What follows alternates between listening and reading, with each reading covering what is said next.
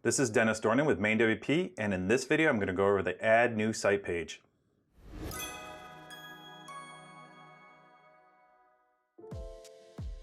You will use the Add New Site page anytime you add a new WordPress site to your dashboard. First, we want to enter the URL that you want to connect to your dashboard. Then press Test Connection. This is going to verify that your dashboard can see your child site before you move forward. If you get a green check mark, you can move forward. A red X means there is some issue that needs to be addressed first. Verify that the MainWP child plugin is installed and activated. This slider is just used as a reminder to make sure the child plugin is activated before continuing. Once you have done that, the rest of the form will unfurl for you.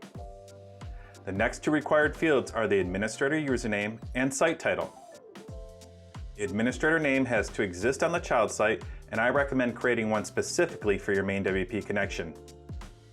Let's add that admin username, then add a site name to the site title field.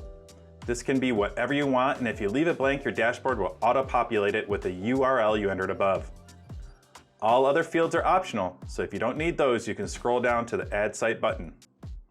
However, let's explore those optional settings by pressing the green Show Option Settings button. The optional fields are Unique Security ID. This is a code you may have added to your child site if you are not going to add it to your dashboard right away. Groups. If you're grouping your sites, this is where you would add the site to a group. Verify SSL certificate. This should be on so the dashboard and child site are able to communicate in the most securely way possible.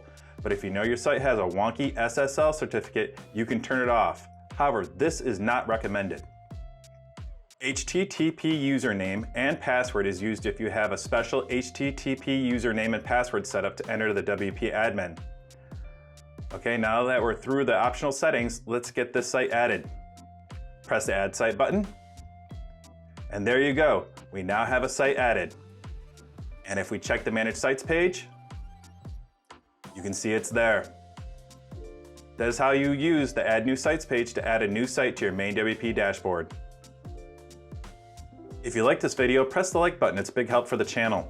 If you have a question about this tutorial or an idea for a future tutorial, leave a message in the comments and we'll be sure to take a look at it. Again, I'm Dennis, and I'll see you in the next MainWP video.